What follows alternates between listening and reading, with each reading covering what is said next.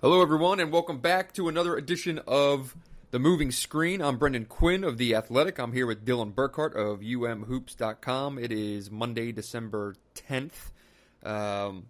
Big weekend for both Michigan and Michigan State. Michigan comes off a win over South Carolina, and Michigan State with a win at Florida. So a couple SEC wins for the boys from Michigan. And Dylan, were you at the Michigan South Carolina game? I wasn't, but we were both in Evanston and to see Michigan escape against Northwestern. Maybe we want to start there this week. I forgot about the game in Northwestern. It feels like it was 3 weeks ago, but yeah, that sounds good to me. All right, let's start there. That was first of all, Welsh Ryan. Your thoughts? It was nice. I don't know if it was necessarily the most imposing arena, but I never actually had been there for the original, so I'm not sure how would you compare the two. So the thing that was interesting about it is when you go to these like renovated arenas, typically it feels like just the same arena with a paint job, some new lights, some new seats, but it's like generally the same gym. That was definitely Villanova. It was just a nicer version of the same building in terms of being like inside the actual arena. Welsh Ryan though, like once you're inside, like on the court, I didn't recognize the building. It felt like a completely different place. So it was really impressive. Now all you have to do is draw fans there consistently that care, because Michigan had a decent amount of people there, and there were "Go Blue" chants in the second half, and blah blah blah. And talking to some people there, like the first game wasn't full. I don't know how that's possible. You reopen a building, like that's not great. It was one of those. It was sold out, but there were some patches of empty seats, so that's not a good look. But it was good. But more importantly, I thought it was a pretty entertaining affair. It certainly wasn't a work of art by any means, but in terms of the theatrics, it was there. It was definitely there in terms of the theatrics. It was really the first time we saw Michigan face any real adversity this year.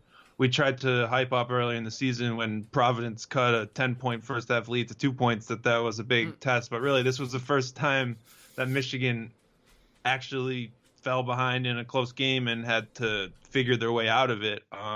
They definitely got pretty rattled there down the middle of the second half as Northwestern started throwing the kitchen sink at them. They started playing off of Xavier Simpson. And we really saw for the first time that they kind of just lost their focus and made those mistakes that you generally will see on the road. But they also figured out a way to turn it around and get out of there with a win, which didn't always seem likely at the time. No, it was definitely a team that had some guys on it who have been in the NCAA tournament and stuff like that. I don't think they were rattled. It was really interesting for a guy like Xavier to have to sit out those last few minutes of the game. Apparently he was just like begging at every huddle, like, you got to put me back in and stuff. And Beilein went with Eli Brooks, and it was definitely a bold play that, like, if that backfired, I mean, he's the heart and soul, despite what people were saying on Twitter that night when they were like ready for him to move on and get out of here. But you could a totally different conversation. But he went with Eli, and it was a ballsy move. He went with Eli, but he really went with Jordan Poole.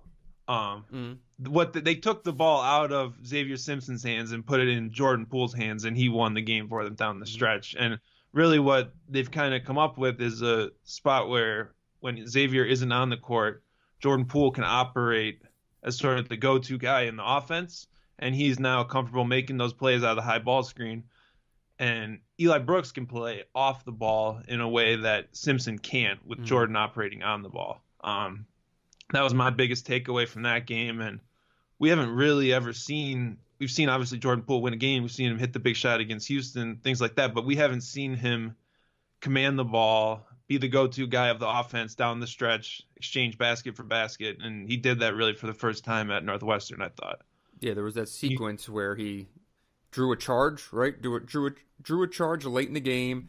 Had a nice find to John Teskey where Poole kind of got trapped underneath the basket, and probably last year it would have either been a turnover or a forced shot like into the bottom of the basket, and instead he kind of showed a degree of patience, and he waited to the last second and he found Teskey for a big dunk. And then that play that he went right down the meat of the defense and finished down the lane with a big violent dunk that you're not used to seeing. And that's kind of I think I wrote it out of the game, was there's these kind of small questions that Michigan had going into the year, and like almost all of them, no, they're not being answered day in, day out, and in every single game at every single moment. But like for the most part, John Teskey, can he rebound? Yes, he can rebound, and he's doing that. Jordan Poole, can he play with the ball in his hands? Can he play adequate defense? Yes, he can. Iggy Brazdeikis, can he consistently make threes? And can he play defense? Yes. This is why they're 10-0 or whatever they are now, 11-0, 10-0, I don't know. It's like, yeah, they play good defense, and yeah, Matthews is good, and Brazdeikis is good, and blah, blah, blah, blah. But like the fact that all of those things are coming up as yes, like that's why they're in the top 5 nationally and not just another good team. In my opinion. Yeah, and they've all come up yes at different points in time. Charles Matthews was a yes when they were at Villanova. Charles Matthews was basically non-existent this week. He got in foul trouble in both first halves, and Michigan had to kind of figure out a way around that. But all of a sudden, Jordan Poole is playing out of his mind, and he looks like a legitimate playmaker and scorer. I wonder what your thoughts are on Northwestern essentially not guarding Xavier Simpson down the stretch, which did send Michigan's offense into a tailspin. Simpson missed 5 3-pointers in the second half. Is that something that you see teams duplicating? Is that something that Michigan needs to worry about? How do you kind of see that playing out? I mean, I would say if I were drawing it up against Michigan right now, I'm sagging off of Simpson for sure, and I'm considering at times sagging off of Brazdeikis, and I'm just gonna pack it in, so to speak, and take out the passing lanes, take out the cutting lanes, junk, kind of make them have to junk it up in the middle. If I'm playing Michigan, I still want them taking threes at certain spots. You have someone right on Poole's hip, but Charles Matthews, Brazdeikis to an extent, Simpson for sure. I'm sagging off of all of them, and I still want them to shoot threes. As long as you're guarding ball screens but not going too far out on those guys, for defending a really good team, that seems like the best play to me. I do think, especially with Simpson, forgetting the other guys, you have to at this point. I mean, there's no what's he at, like 20% right now? Something like that, yep. And they don't even look good. Beilein was saying they all looked like they were right on. Like we were looking at different shots then, but until he makes more than 1 of 3 or 1 of 4 or 1 of 5 in a game, I don't know why you wouldn't. Because if you do come out on him, like, he can get by guys, and like he's quick enough to create when you're on him. That's what I think. So I wrote a big article today all about Michigan's ball screen offense, which you can read on umhoops.com. Hey-o. But basically, the Simpson, I expected to just write about Jordan Poole and how hot he's been making all these threes, but really what it comes down to is Simpson's ball screen passing is basically the best in the league and one of the best in the country. Everything that Michigan's scoring, like over 1.5 points per play when he finds someone out of a ball screen, whether it's Teskey for a dunk, Brazdeikis on the wing, he really has been picking apart these other teams, even without having really the ability to always score efficiently. And if you take that away, if you make someone else run the offense, so to speak, Michigan hasn't really proven that they can adjust, I would say, right now. Until Jordan Poole started going crazy, really, in the second half of that Northwestern game. But when you, at least with Poole, if you're making him the primary playmaker, he's not nearly as mature to find other players. Yeah. He's not going to put Charles Matthews or Iggy Brazdeikis in the best spot. And he also can't pass the ball to himself. And him playing off the ball is a lot better for Michigan's ball screen offense because a kick out to Poole is 3 points. Right. Right. Almost automatically at this point. So that's really, I think, we always have kind of seen something come up as Michigan's gotcha defense that they have to solve at some point in the middle of the year. Last year, everyone started switching screens, and they had to figure out how to be an isolation team. I don't think switching screens really gets you anything because Simpson's so quick that he just goes by guys.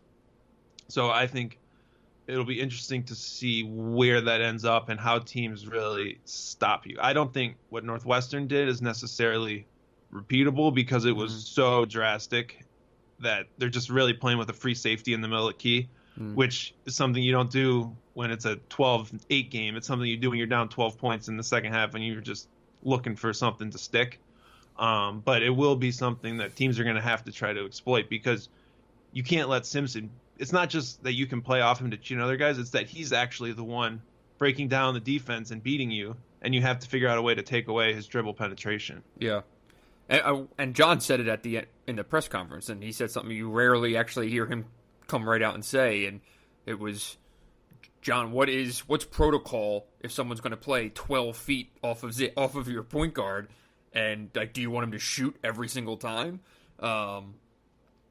And he just goes, I don't have an answer for when defenses do that right now. It was pretty forthcoming, and and that's the thing. I feel like John is kind of the chess player in that way, where he's going to go back and he will watch all of the film and he'll try to come up with the counter to the counter to the counter to the counter, right? And it just kind of goes on and on and on. You're right, like this is kind of going to be the new skeleton key that what correction can he find that then opens all the other doors. That's really part of what makes him probably one of the best minds in the game, is that he more often than not does come up with some of these corrections or fixes. Definitely. I've got one more Michigan topic that I want to hit on first, and it is really about the defense. And this is really kind of the first week that we saw the defense not be perfect. Michigan had held the first 8 teams on the schedule below 42% two-point shooting, which is incredible, and they were leading the league or the country in that stat. This week, both Northwestern and South Carolina, 2 teams that would be kindly described as offensively challenged, made over 50% of their twos, and they both really went into the game sort of intent to pound Michigan inside. It was Derek Pardon, it was Silva for South Carolina, and Kotsar, and they just threw it in the post, one-on-one ISO, and really were effective at times. I think there'll be a lot of time spent practicing defense and getting back to, I guess, what the defense was early in the year. I would not be looking forward to practice for these long weeks without any games and a lot of Luke Yaklich time, wondering what the hell's going on against South Carolina and Northwestern. But that's at least a little bit of vulnerability in a place where we hadn't seen it at all before this week. So here's my take on it: is Northwestern, obviously it was a low tempo game, all that stuff, but they still did only score 60 points, and I thought they made a lot of really tough shots too. Northwestern did in that game. With South Carolina, without having been there, I was in Florida with Michigan State, but my thing with that is they were kind of due for a game where they weren't going to be kind of balls out on every single possession. Like, that was going to happen at some point, because of the level that they've been playing at has been pretty locked in late season type performances. That's how it's felt to me, at least. And there was going to come a time where they were just going to walk out onto the court and think they were just better than the other team. And I think that might have happened on Saturday, knowing some of these guys. I mean, to give up 78 to South Carolina, it will be deemed unacceptable in those meeting rooms. And just looking at the number, they were clearly kind of taken out of their pace and tempo, and they let another team kind of dictate what was done in the game. So, that's... And sorry, go ahead. No, I was going to say it's easier to kind of let up on defense when you're scoring whenever you want. And I think that kind of might contribute to it, but it's still something I think to watch going forward. And it could at least eliminate some of the margin for error that Michigan had answering some of those offensive questions early in the year. But we'll see. They'll probably not have many defensive test for the next few weeks to begin with anyways. Yeah, I mean, we were all kind of saying that, basically if they just got through last week, they kind of just roll up until till January. Next 3 games are Western Michigan, Air Force, and Binghamton. So they're gonna get to the calendar year at 13-0, going back into Big Ten play. Opening up with Penn State at home, which most people mark as a win, followed by Indiana at home, which most people mark as a win, and it's getting very interesting to wonder how far this team can take this thing. I certainly wouldn't have any conversation that begins with a U, but it's going to take a hell of an effort for someone to finally knock these guys off. And that is going to be a heck of a Big Ten schedule, though. I don't think anyone's throwing around any undefeated talk. No, it's going to be a bloodbath, this conference this year. So I don't know. I think we're getting a little ahead of ourselves. I think it'd be fair to say that they have every chance to win the regular season Big Ten championship, which they haven't done since 2014. Mm-hmm. And I'm kind of old school in that I think that's one of the more impressive things that you can do in a college basketball season. But everyone remembers the NCAA tournament, obviously. But I think that's probably the best mark of a great team, even with unbalanced schedules and all of that. But you gonna tell that to all the Michigan fans who love to make fun of Michigan State for last year being an abject failure in their eyes? I would say that, but it's hard. So would I. That's just the cruel breaks. I mean, I think that the year Michigan shared the Big Ten championship in 2012 and then lost in the first round, that was one of the more impressive coaching jobs I think Beilein ever did. But all people remember is that they lost to DJ Cooper in Nashville there. Right. And speaking of Beilein, you want to talk about a little bit of your article that you wrote today, Chapter 7 in the John Beilein biography? I'm running out, man. I'm running out. So, the preface of it, the staff at The Athletic, our team in Detroit, voted John Beilein as the 2018 Person of the Year. Last year it was Zetterberg. That was in our first year of existence, and now they've selected John Beilein. I think it's not only a nod to what he did this year, taking them to the national championship game last April, and then the great start to this year, but the off season of his kind of long waltz with the Pistons, and then him overcoming a personal situation with the double bypass.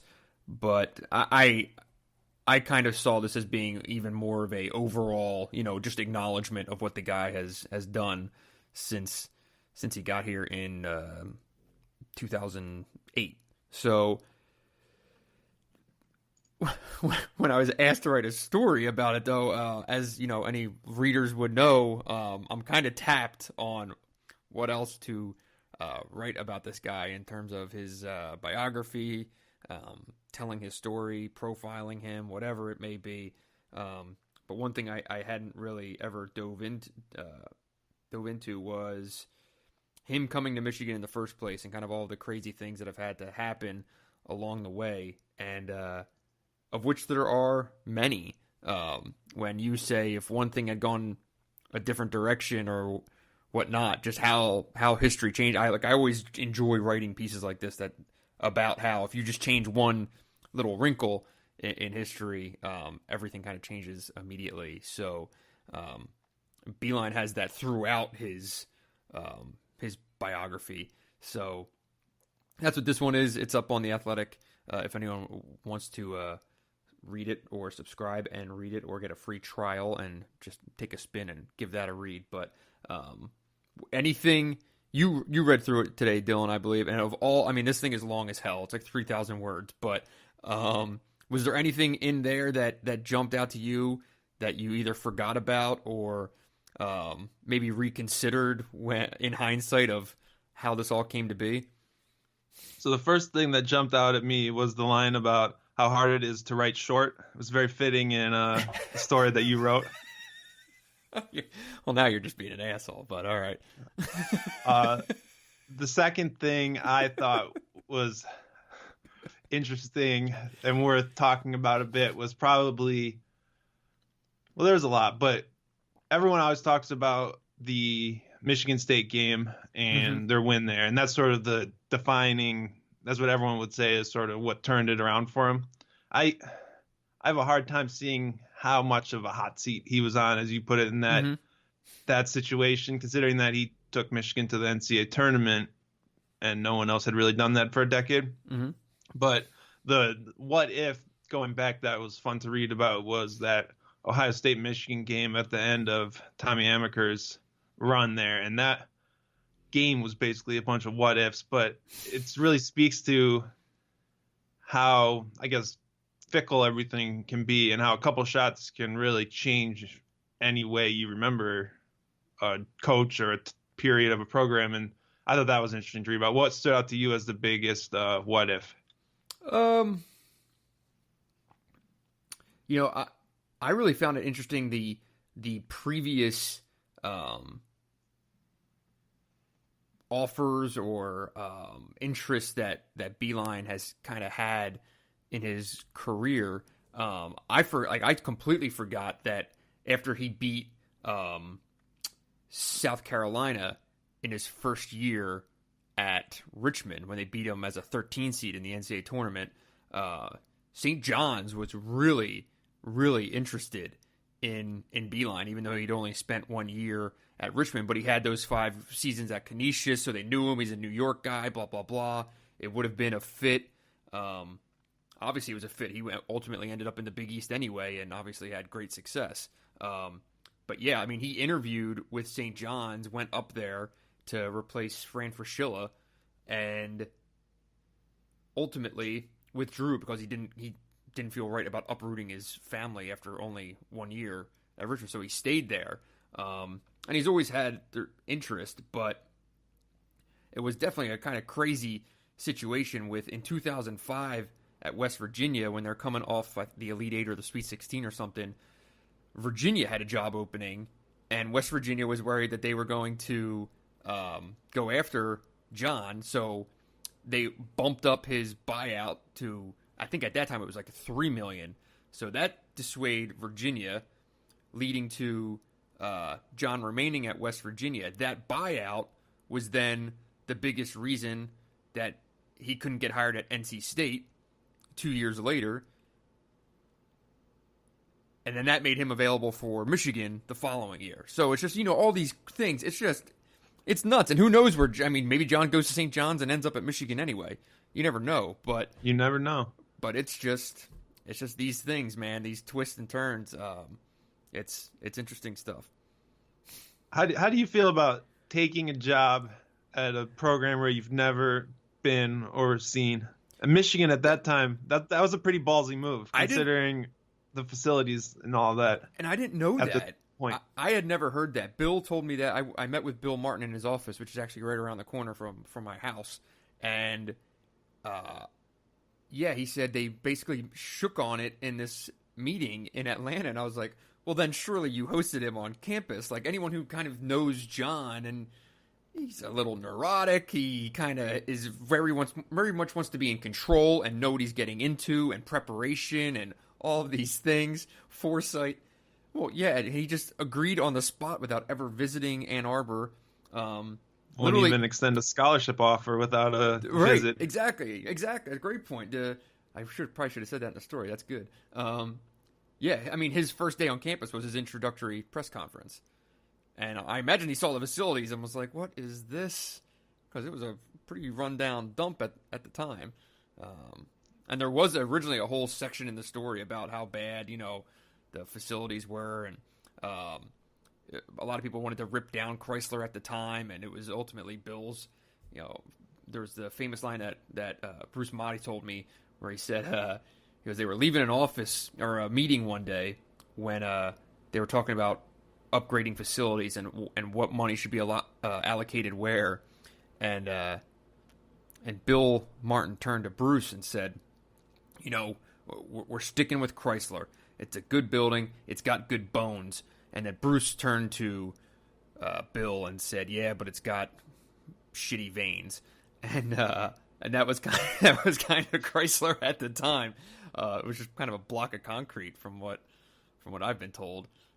Open a door and you'd get a draft right in the middle of a game and stuff like that. So yeah, it was good stuff. It was really fun for me to kind of go down because as most of you know, I'm not from here, and I've been around the program for 5-6 years and covered much of John's tenure, but all of this predated me by a lot. So it was fun to kind of unpack everything and report this out or re-report it, I guess, as it would be. It was a good read. Go subscribe, get brother. Your free trial, do all that fun stuff.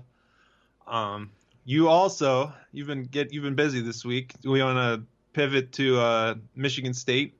Picked up a nice road win down there. Anything else you want to hit on Michigan first? I got nothing on Michigan, but I will. Right. I will go to my trip down to Florida, and we'll start on Friday. I went to Fort Lauderdale for Vernon Carey's announcement. I certainly thought that Michigan State had a very good chance, and nothing that I was told while down there, on or off the record, dissuaded me from thinking that. I still think they were right in it down to the end. But it just goes. I don't know how you can expect a kid to say no to Duke right now, and that's for anyone who thinks that there's shenanigans. I'm not saying that there's not, but I think regardless of that, taking all that out of it, it's really hard for a 17, 18-year-old to say no to Duke, and I'm under the impression that the kid was strongly considering or maybe even leaning toward Michigan State. But when it came down to it, the family met and said, it is in your best interest for your future financially to go to Duke. And the kid flat out said this was a business decision. So I don't think he went, where... quote unquote, like, I want to go to college or who I want to play for. What, like, you go where is most prudent, and that's what he did. That's my read on it at the end. And it's just hard to, I guess, compete with that for really any school that's not one of 3 or 4 or 5 programs, really. What, I guess, is next for Michigan State recruiting wise? I know Isaiah Stewart is a big priority, and he's also has Michigan State and Duke right up there in sort of his top group. Do they want to play together? Is that a situation where... I don't think anyone would be...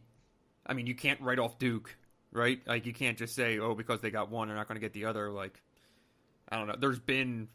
You hear things either way, that they would play together, that they can't play together, that they don't want to play together. I mean, I don't know, man. They're 17. I have no idea. But all I do know is that Michigan State was in full force at Isaiah Stewart's next game after their game at Florida on Saturday. They took the entire staff to his next game. He obviously knows that he is the number one priority right now, but it's going to be. I don't think that is wrapping up anytime soon. So it'll probably be a little while there. But yeah, I mean, it's Isaiah Stewart is number one with a bullet, and they feel really good about it. Talking to some people there, they feel really, really good about him, and his fit and his understanding of his potential fit, I think, is pretty good. So we'll see. But I think that losing Carey, it's like almost as much as just not having a player of that caliber on campus. Like, it's almost a bigger hit in when you're just like, okay, well, you just can't beat Duke. It's more like that demoralizing, like, here's example 5 or 6 or 7 or 8 or 9 or whatever, that it's just not going to happen. It's like, if you come up into a head-to-head, you might as well just bail at this point. Like, how much resources are you wasting and time if you're going toe-to-toe with them when history says this is what happens? And talking to someone close to the recruitment the night before, when people still, on all sides, from what I know, didn't know the final decision, someone rather close to it said, we know where we stand because this is what history says and this is what's likely going to happen. And I said, that's probably right. Yeah, even though in the back of my head I'm thinking it might be Michigan State, I'm like, yeah, of course he's going to end up going to Duke, and then that's what he did. I mean, you look at they've really taken it to sort of a new. They're like out Calipari and Calipari at this point. It's not just Michigan State that's getting beat up by Duke. It's all of college basketball. Yes, you can't really. It's almost like you say, back up. When Duke's involved, and just let them get their piece, and maybe you need to focus on that next tier of player down even. Right. And now, like, the big thing everyone's saying is that, Duke just lies to everyone about what their role is going to be and blah, blah, blah, because, Vernon Carey sitting there saying that was being told that he's going to be put in pick-and-roll situations and be allowed to take the ball up the floor. And I'm like, I really don't think that's going to happen, but, I think everyone just sell you on about they how just they're sell going you to use on players. everything. But if I was a big guy who played with his back to the basket a little bit, I would be looking pretty hard at Michigan State, 100%. Purdue. I mean, those are the schools that actually use players in that fashion. And Duke had a lot of talent last year with Wendell Carter, Marvin Bagley. Those guys weren't used particularly well. Right. They probably both look better in the NBA than they did at Duke. I mean, I don't know that it's just all smoke. I mean, no one's actually apparently using what they see on film, right? I mean, you're not going to see Wendell Carter's mom was irate about how he was used at Duke, and now they're going to go and get the same thing over again. I don't know. Yeah. It's just recruiting. What are you going to do? Yeah, I agree. Because the Carey kid, when I watched, from what I watched, I've never seen him in person, I don't think. But the film I watched, he kind of reminded me of like David West, Caleb Swanigan type guy, and yeah, like that's your game, man. You're bigger, stronger, and badder than everyone if you want to be. Go just score, rebound. He can shoot a bit, though. Yeah, I mean, he's comfortable. He's not going to, but I don't think he's going to be I don't think he's going to be a 35% 3-point shooter or anything. I don't shoot better than Zion. I don't see that. But all right, that's enough recruiting about a kid who didn't end up at Michigan State anyway. So, but the game at Florida was an ugly game. Both coaches. This was one of the more interesting things I've ever seen in a post game. Both coaches at one point had the same quote in separate press conferences, and it was, "We took a step back today." Both coaches, the winner and the loser, both saying that they took a step back. That's pretty impressive, and it was pretty telling of the quality of game. It was a hard watch, man. I know you were watching Michigan, but it was a hard game to watch. You'd much rather take a step back in a road win than otherwise. No doubt. Mike White's listening to the audio of that, like, oh, give me a break. Take a step back and win on our home floor. I think a lot of coaches would gladly do that. That's a big win, no matter how ugly it was for Michigan State. I totally agree. I mean, you go win at Florida. It was a pretty good environment, and to just not play well and still get a win is pretty good. I mean, Michigan State committed 15 turnovers, gave up 16 offensive rebounds, went 4 for 15 on threes, let Florida completely dictate the tempo of the game, just made bad decisions left and right, and won. So I think that's one, you just burn the game tape and move on to the next one. I feel like we're not doing justice to how strong of a week it was for Michigan State, though. They demolished Iowa at home, and I've got my own problems with Iowa, but that's still an impressive win. They went on the road. All of a sudden, a week ago, we were probably saying that Louisville lost. They haven't done that much. UCLA and Texas are good. They're not great. Now, all of a sudden, I think they look like legit, like a contender in the Big Ten, even if they're winning ugly. I don't know. I don't think you can. That's a solid week for them. Yeah, I mean, I don't think we ever said that they weren't a solid contender in the Big Ten. Like they just have. There's like something's just amiss. Like something is not quite there, and I'm writing it today for either later today or tomorrow morning.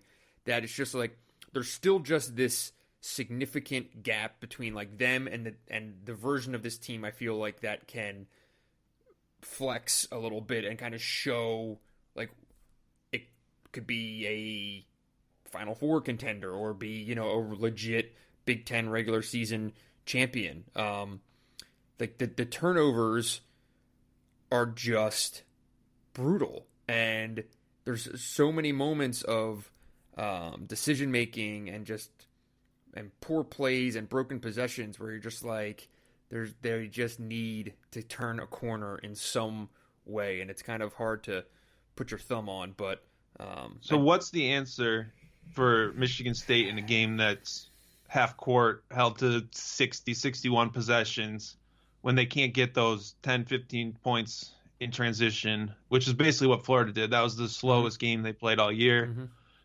Is the answer just high-low with the big guys? Is there some way that you can get more out of the backcourt in a game like that? I think that's where you rely on attacking on the blocks. That's probably when you go with that Tillman Ward lineup, because you can get extra possessions via offensive rebounds, and that's how you bridge the gap in a game like that. So, because one of the interesting things is in their normal games, I feel like the turnovers are a larger issue, because whereas in the last 3 years, this is a team was averaging about 66 possessions a game, Michigan State is right now averaging 71.3 possessions a game. So while their turnover percentage is pretty similar, it's down like 1% over last year. Well, they're playing 5 more possessions a game too, so they're playing faster. So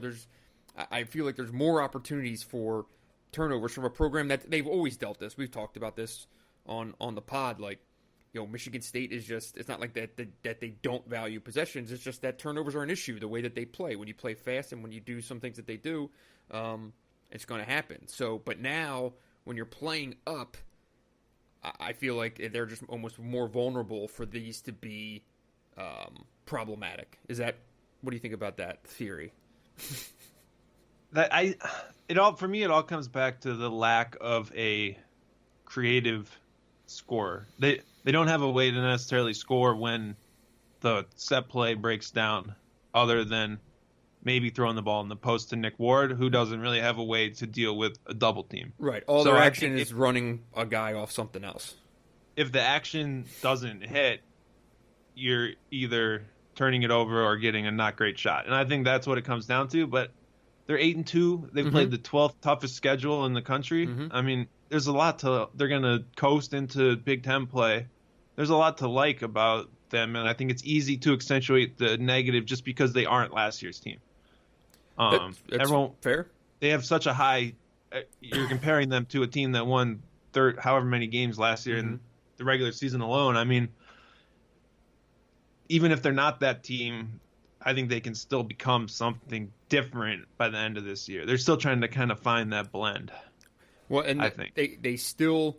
When I asked Izzo outside the locker room after the press conference, you know, are you feeling in any way set in your rotations now that McQuaid is back? And he said, you know, not at all. I think they're still very much trying to figure out who's going to be in what roles consistently on a game-to-game basis. And, you know, I thought they were maybe closer to having that settled than meets the eye. Like, you know, a week ago or so, I thought that he was kind of trimming that rotation down, and now he has 3 games to put the freshmen back out there and kind of see what they can do. They have some bye games here, right? So you can get Bingham back out there, you can get Gabe Brown back out there, you can get Lawyer back out there, and kind of see if any of these guys might have a role over the second half of the year, because right now, like, 2 of their most reliable pieces are, you know, when healthy, Matt McQuaid and Kenny Goins right now. So, like, if those guys with, you know, the standard bearers, how much more are they going to get out of that bench? We'll see. What's the ceiling? I mean, Aaron Henry was only... That is the question I can't answer about this team, and I have no idea about. Like, what is the ceiling of this team? And that's when I say, like, I'm not trying to be overly critical of them. I'm just trying to like figure out how good they could be, what they are right now. I still don't know. If just to rattle it off, like look at the last 6 games that they just went 5-1, which is really good, right? And in those 6 games, it was a blowout of UCLA. They fell down like 20 to Texas in the first half, and then came all the way back and won somehow. There was a winnable game that they lost at Louisville, a rock fight against Rutgers, ran Iowa out of the gym, and then they won a losable game at Florida. And maybe that's the difference. Maybe that's significant that they lost a game they should have won at Louisville and won a game they should have lost at Florida. Maybe that's the progress that we're talking about. But I don't know. Sorry to interrupt you. No, I think they have that experience, that big game sort of experience that we've talked about with Michigan a lot. And I think Izzo, similar to Beilein, is going to trust his guys who have been there. And he's got this whole freshman class that could elevate the ceiling, but who's he putting in the game? Aaron Henry was the only freshman to play and played 11 minutes at Florida. That's the exact same thing we're seeing out of Michigan right now. They're both you're going to ride with the guys you trust in November and December. It'll be interesting to see who from each of those 2 teams cracks the rotation come January or February. Michigan State usually plays a lot bigger bench than they're playing 8 guys in a road game at Florida, and it's not like I would say anyone's playing so well that you can't take them off the floor necessarily, right? There's a role that can be carved out off the bench, I would say. You know what I mean? It's not like, oh, well, we've got these guys all going 35 minutes a game, and we don't want to play them any fewer minutes. So it'll be interesting. I do think that what I've seen, I'm surprised. I felt like some of the freshmen maybe were closer to playing at Michigan State, but it doesn't really look like it looking at this box score from the game at Florida. Yeah, I mean, Bingham kind of had those great moments, and you realize, it was basically him just putting up an occasional 3-pointer or maybe getting a hand on his ball or hand on the ball defensively, where he was actually spending most of the time just kind of running around, not really sure what he was doing. He still hasn't scored a 2-point basket yet. But he has great talent, or he has a great ceiling, to use your word, but like that ceiling might still be 2 years away. It's fair. Yeah. I think the Tillman, Goins, Ward trio has really produced, though. I would say up to its ceiling. Like, I don't think they can play much better right now in terms of what Goins was obviously incredible against Iowa. Tillman was great at Florida. Ward is going to give you buckets pretty consistently when he's on the floor. They're going to win a lot of regular season games just because they have those guys and they can dominate inside. I don't know. That hasn't always worked in the postseason necessarily, and against teams that spread you out. But it's interesting to see how productive that group has been, and they need that next option, right? I mean, you have Josh Langford coming off a screen, and then you have high-low with Tillman and Ward. I don't know what the third sort of go-to scoring option is. I think it needs to be. They need to figure out a way for it to be Cassius. I don't know what it looks like, but they need to figure out a way for it to be Cassius, because he's. If you're looking for talent, that's it right there. So you got to figure out a way for him to be more of a guy in terms of production on offense, in terms of putting him in position to go get stuff. They're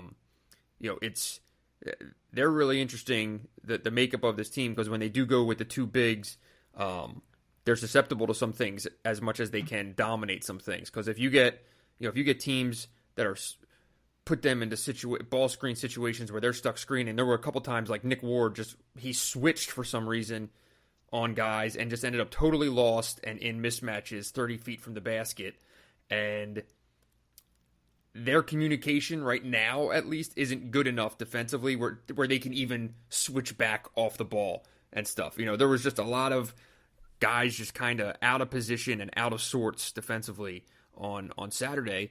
And the other thing that game showed is when an opponent wants to pressure the ball, Florida can go 94 feet and kind of try to get you on your heels as you're trying to make the ball up the floor. Well, if you have Nick Ward and Tillman out there in a situation like that, you're kind of trying to break a press 3-on-5. And that's kind of difficult. So it's kind of weighing, like the Florida game is a perfect example. You have to kind of weigh, all right, the two bigs, can they get us what we need? And can we get through what we can't without, or can we get through what we need to with them on the court, in terms of the mismatches that are created? Because Florida did mess them up with some ball screens and got them into some weird spots with full court pressure. And a better team than Florida probably would have won that game on Saturday. Yeah, Florida is kind of the SEC's Purdue right now. Their KenPom rank is still really high, but you look and they haven't done all that much. I don't really know what's going on down there. That's neither here nor there, though. But no.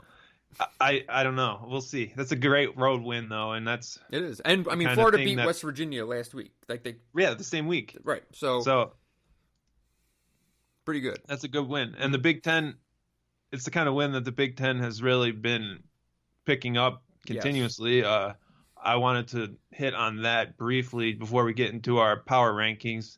The league is basically almost 500 or better against every other high major league. I pulled the records. They're 4-4 versus the Big 12, 8-9 versus the ACC, 8-5 versus the Big East, 3-1 against the SEC, and 6-0 against the Pac-12. In fairness, I think every league is undefeated against the Pac-12. Well, it's gonna result in a lot of bubble teams, and it really makes this power ranking, I think, pretty deep, where the 8, 9, 10, 11 teams in the Big Ten right now look like they can make the NCAA tournament. Mm-hmm. And it's because teams like Michigan, Michigan State have won these road games that really kind of boost the whole profile of the league. And we've seen that in conference play. A couple teams have managed to go 2-0, but really it's going to be just a bloodbath, I would say, in the whole middle to top half of the league. I don't really see a lot of differentiation between some of these teams. Right now, the league has 8 teams that are 8-1 or 8-2 or better. It's pretty good. That I don't remember ever seeing the league quite like this on the second week of December, just in terms of the overall records. You only have when a 7-3 team is kind of an outlier. A team like Northwestern is 7-3 and is well down there. It's pretty good, and there are the thing about it to me is they're all interesting. Like each team kind of has an interesting thing about it. There's no real other than maybe Maryland in my mind, just because of that weak schedule. I wouldn't say any of these are just empty numbers. You know what I mean? Everyone's kind of proven themselves to a degree, at least.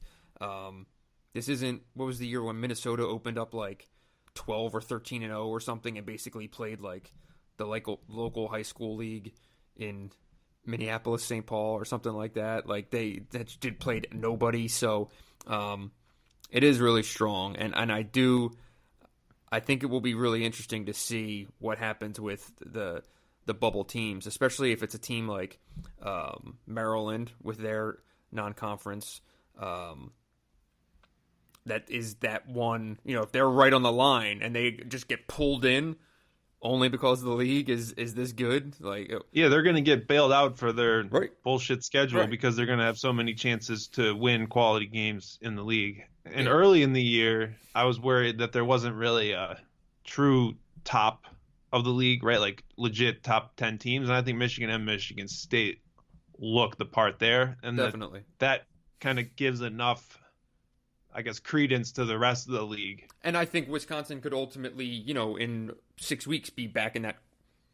I know the loss at Marquette in overtime. That's not horrific. But I could certainly see them getting off to a really good start in league play and finding you could have 3 top 10 Big Ten teams in mid-January. before the year, I thought you might have 8 teams from 15 to 25, but no one in the top 15. And now, I think that just kind of takes away from sort of, you can look and say, oh, well, they're just a bunch of okay teams.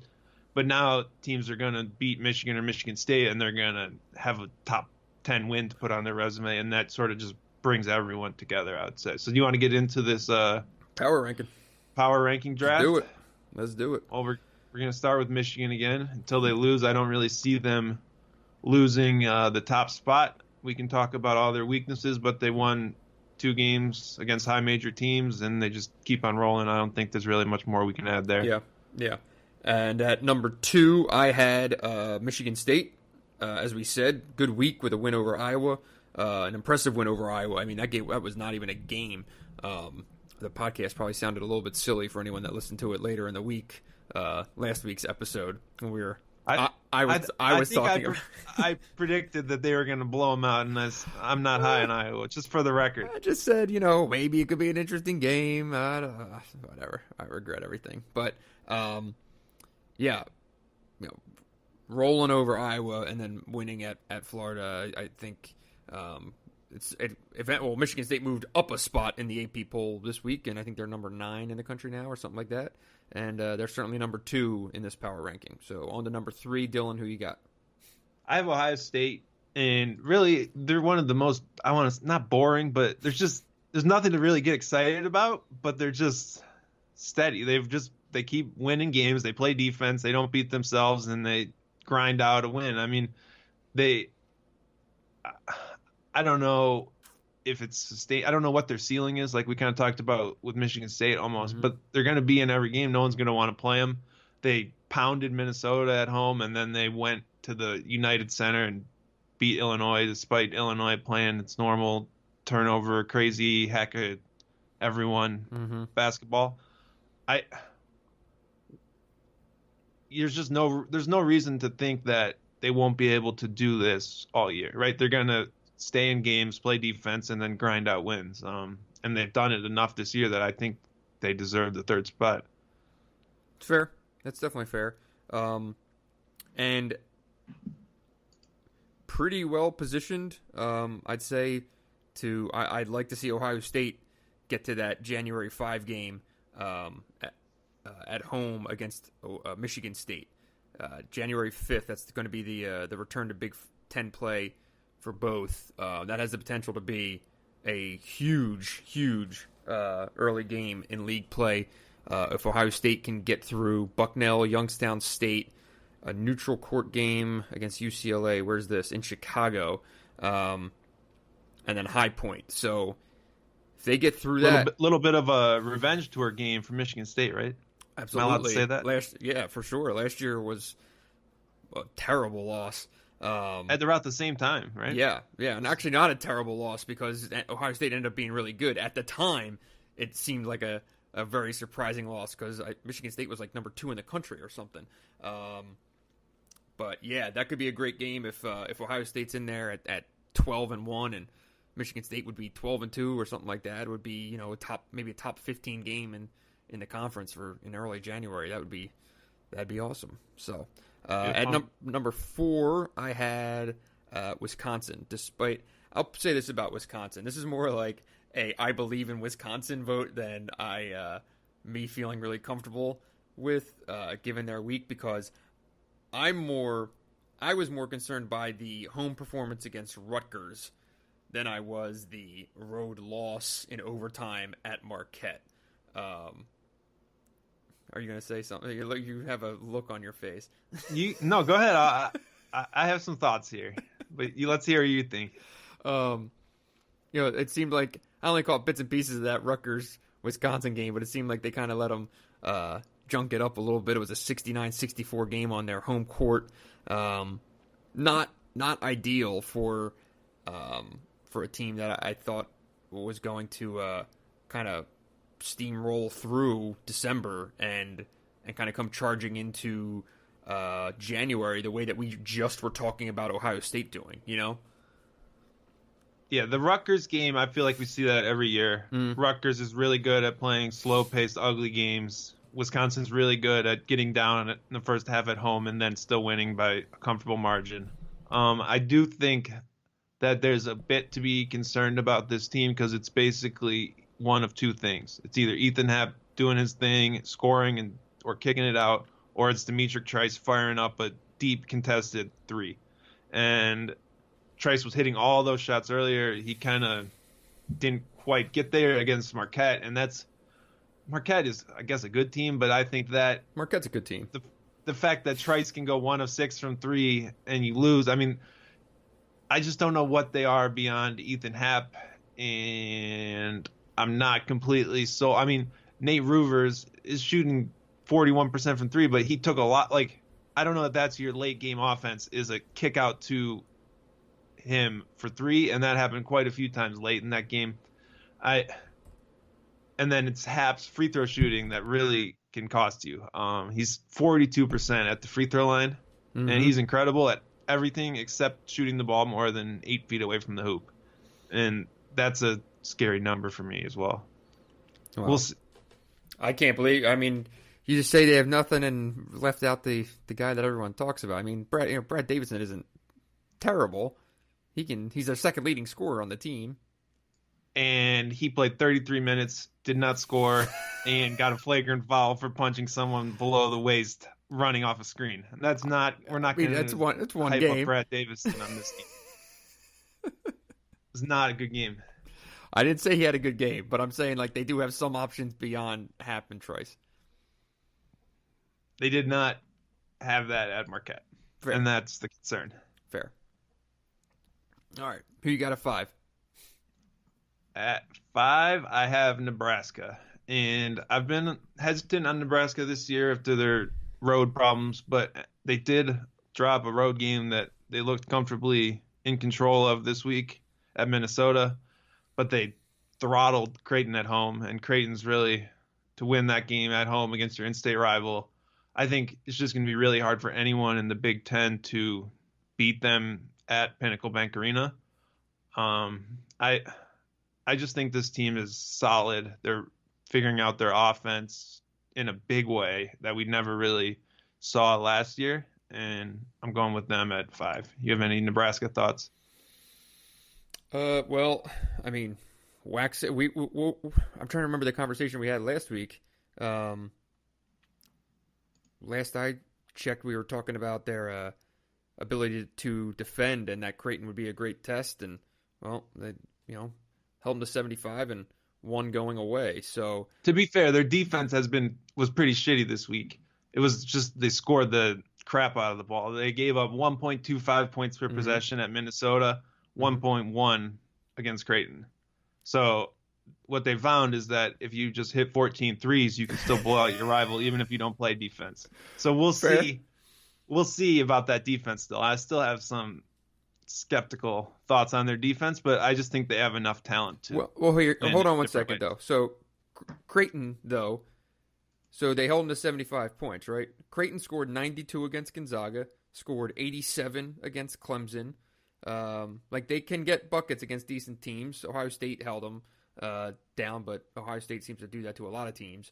So I'm just saying, I think holding to Creighton to 75, or I wouldn't say holding them to, but giving up 75 to Creighton is not some horrific number. All the team does is score. So if you're going to score 90, sure, who cares? It's a good point. I do like that philosophy, but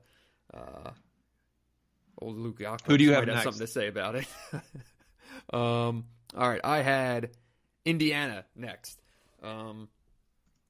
I still don't quite know what this team is going to be or what this team is, but they're riding since that loss to Duke. They've got 3 straight wins against Northwestern, Penn State, and Louisville. I think the fact that this is a team that has proven it can play through a lot of adversity. It has not been an easy go for a year that had a lot of anticipation around it, and the fact that they've held it together and gotten out to an 8-2 start, not bad, all things considered. When you've got the injuries that they've had, I think that's pretty sound. So Held it together is a good way to put it. Yeah. They won those last 3 games by a total of 5 points. Right, but they won, So They despite having every reason to have had this year already go off the rails, that they're right there. So that's I think it's pretty impressive. I've covered teams that have early injuries like this, and it can go really bad really quick. And even after getting just manhandled by Duke, that held it together. You're right. That's probably the way to say it. What I think, one more thing on Indiana, it's fascinating looking at their offense in that they are a really good shooting team with their 14th in effective field goal percentage, but they really don't have any perimeter shooting, and they manufacture their 326th in 3-point rate. So they barely ever attempt threes, and they just produce shots at the rim better than any offense I think I've seen. They're shooting 58% on twos, which is a pretty crazy stat. Yeah. And they need, I think, some sort of reliable perimeter shooting, though, or I can't really see that holding up the whole year. Do you even see a candidate there to do that? Romeo Langford shoots a lot. He doesn't make a lot. I don't know if it's his wrist or anything like that, but that's a concern. He's 9 for 38 this year. Yeah, Finney has been shooting 41%. He's hit some big threes. I don't know how reliable that is, and he's sort of a low usage guy. So that's, I think, the biggest question mark is that you don't have that reliable spacing, and you have 2 guys in Juwan Morgan and Romeo Langford who really live to bully their way to the rim. And that's worked so far. Will it work over the course of a whole Big Ten season? We'll see. Next up, you got anything else there? Nope. On the Hoosiers. Next up, I've got Maryland. I still don't know what to make of this team, and it pisses me off. They don't play any road games in the non-conference, and I know they played Navy, and I know they played Loyola in Baltimore, but they should have won that game at Purdue. It was right there. They just had horrific offensive execution down the stretch, and they have turned the ball over on 26.5% of their possessions in the 2 Big Ten games. It's the worst in the league. It's really bad.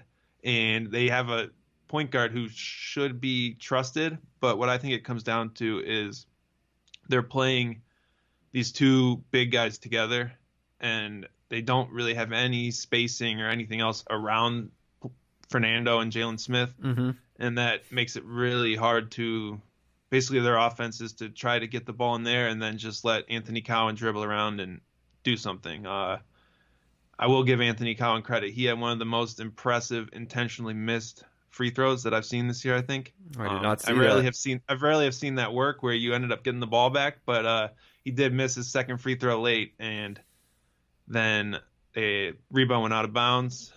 Then Maryland got nothing on the ensuing offensive possession, and he fired up a contested shot that got blocked. That's sort of Maryland in a nutshell for me.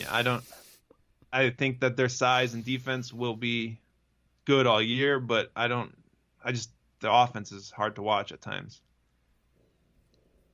Yeah, I mean, there's certainly like a degree of talent there that anytime soon. I think we talked about the 2 big men thing last week, where I don't think that any of us can know what Maryland is until Maryland figures out what Maryland is. They're an ill-fitting team in a number of ways, and I don't know. Interesting week though. That at least that game on Saturday versus Seton Hall could at least be interesting, at least to kind of see them try to get something on their non-conference resume, because right now their best win outside of the league is Loyola Chicago. And the Pirates are coming off a big win over Kentucky. That's right. And they have to play. Well, that game at Maryland isn't for 2 weeks. Oh, I'm sorry. Seton Hall's in 2 weeks. Yeah, they got finals week break coming up, but that will be a good test for them. Who do we have next? We've got Minnesota. You're next. up next.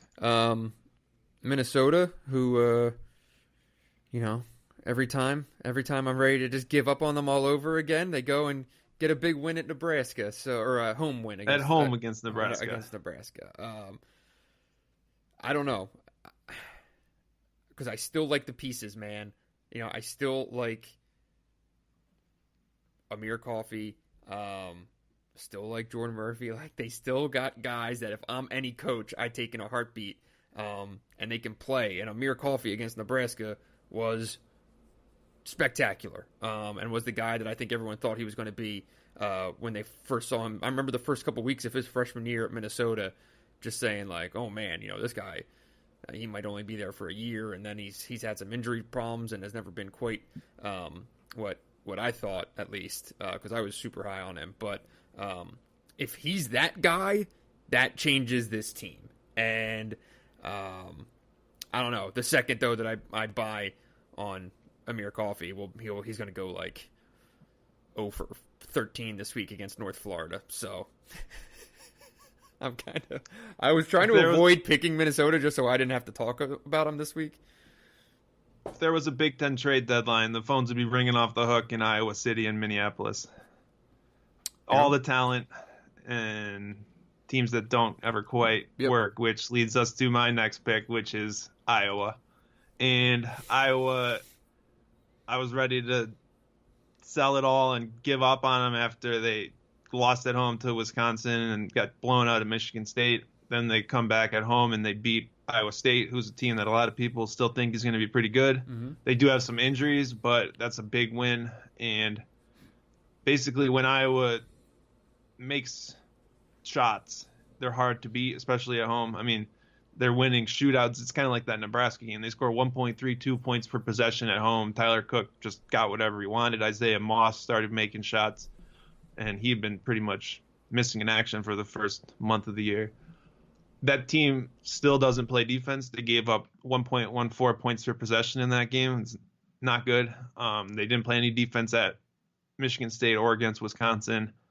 I'm still skeptical that they can play defense at a consistent level to make the tournament, but they do have talent and they can drop 90 points on just about anyone in the country pretty quick.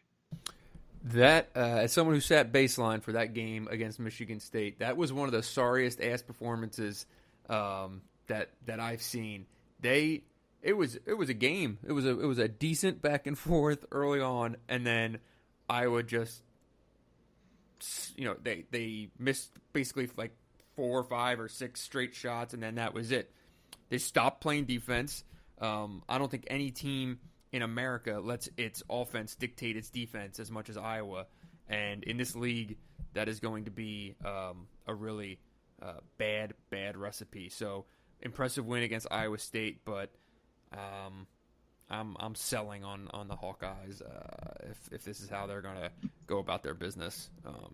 It's going to be really, really hard to win in this league, especially in the 10 road games that they're going to have. I can't disagree with that. And next up, we have a team that you like that does play a little defense. Northwestern? I didn't know I liked Northwestern. You picked them. Well, I thought that was a really impressive performance. They to go and make people have not made Michigan look uncomfortable, and Northwestern made Michigan look uncomfortable, and that was only a couple days after taking Indiana to a 2-point loss on the road, no less.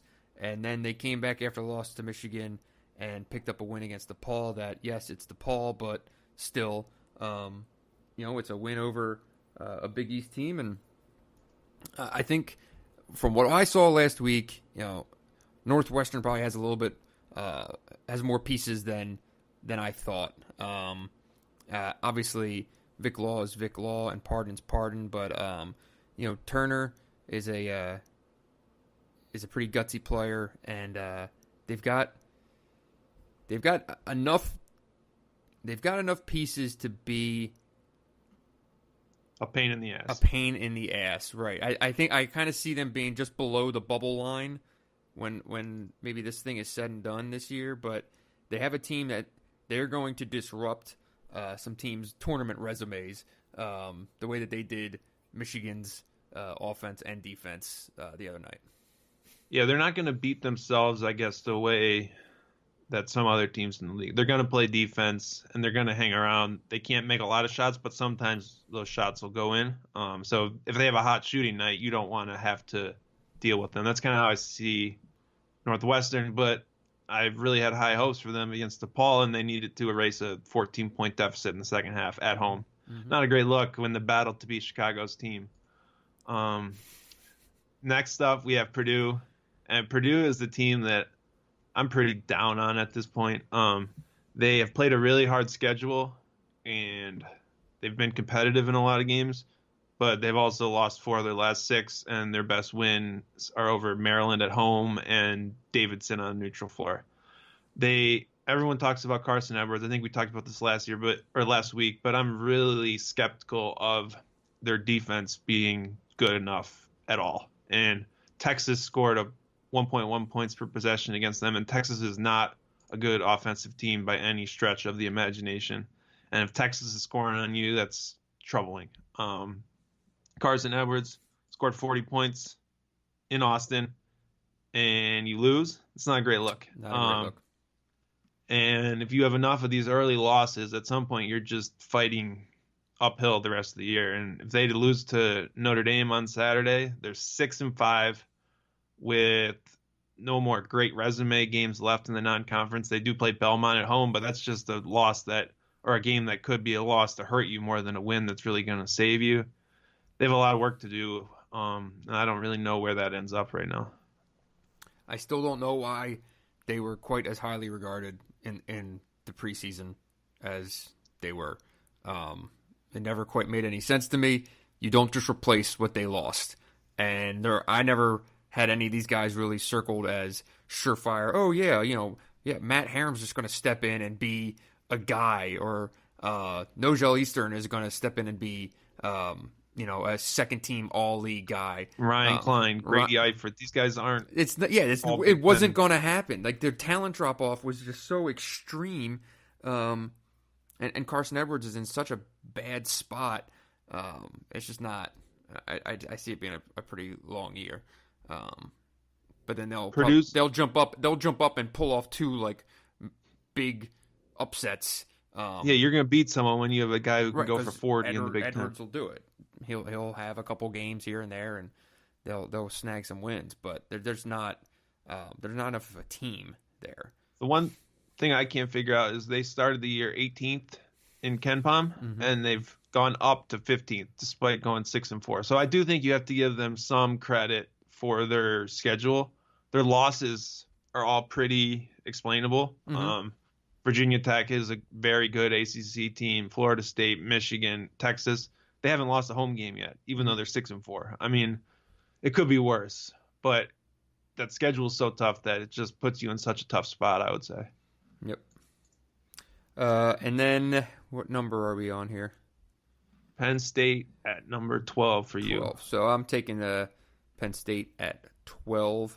Coming off a win over Colgate over the weekend and a narrow home loss to Indiana last Tuesday. How was the crowd there, Dylan? Easy. They lost that momentum. It wasn't even looking great for that Indiana game. I was a little disappointed. I was peeking over at the stream when didn't live up to its hype. Interesting. Penn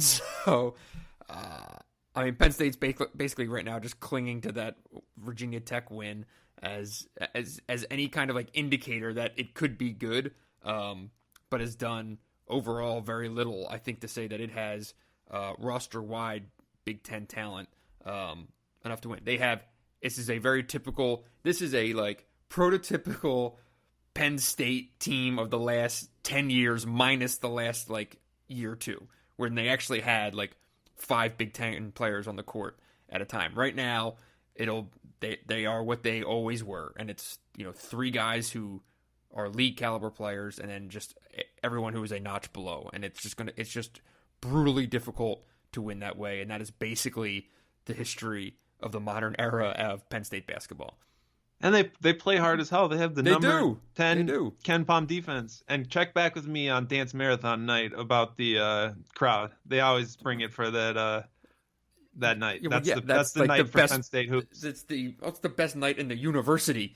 That's what they do better than anything else at a place that's kind of strange. So, all right, next team. I've got Rutgers at 13. Rutgers went and won at Miami, and we were all fired up about that. Since then, they've lost 3 in a row, including an 8-point loss at Fordham this week. And since then, Miami has lost to Yale and Penn. So that game at Miami said a lot more about the Hurricanes than the Scarlet Knights, I'm thinking. Bummer, man. A real... I mean, you can't lose at Fordham. I don't care who you are or what you're doing. You can't lose at Fordham. I would love to go back and look at... I'm trying to eyeball it right here and trying to find their last Power Conference win. Do you have any takes on them while I try to find this? I would give them credit for at least scheduling a road game in the non-conference, even in another state, although it's not far. I don't know. Would you consider St. John's a Power Conference team? I would. You would? Okay. So who's not considering St. John's a high major team? I don't know. All right, so Fordham 7-2 this year. Fordham beat St. John's in 2016. Beyond that, you have to go back to 2011. December of 2011, they beat Georgia Tech. So this is a team that has 2 wins over Power Conference teams since 2011. That's why you can't lose to Fordham. Their best win this year before beating Rutgers was against FIU. Well, so FIU. That's Florida International for those at home. Yeah, that's just a terrible loss. That you can't have that as a Big Ten team. Oh, am I picking the last team? You're up for the final pick. You got our friends from Illinois who still looking to get it together. I feel like got a win over the weekend over UNLV to snap a 3-game losing streak. The thing is about Illinois, they're 3-7, but they still don't have a bad loss. I mean, the loss at home to Georgetown is not great, but there's no, jarring. It's certainly not losing to Fordham. Let's put it that way. Illinois to get a win at UNLV, maybe you can show that it is a competitive home against team. UNLV. I'm sorry, home against UNLV. Can we talk about how dumb it is to play a Big Ten game at the United Center on a Wednesday night? Yeah, I'd love to. I still haven't gotten. Did you hear the backstory on why that game existed? Was it just the league, or was it Illinois wanting to have more of a presence in Chicago? I think it was the latter. I think they wanted to play a game in Chicago. That's what DePaul's for. Play DePaul at the United Center. Right. Play Illinois State on a Saturday afternoon at the United Center. Don't waste a Big Ten game at the United Center. I don't understand it. I mean, Ohio State didn't look dominant by any stretch of the imagination. If that game was in Champaign, maybe it goes a different way. It's just crazy to me to waste a conference game. And from all I could understand, it was their choice, not necessarily the Big Ten's choice. I mean, that's really, really bad. I don't know how Underwood would.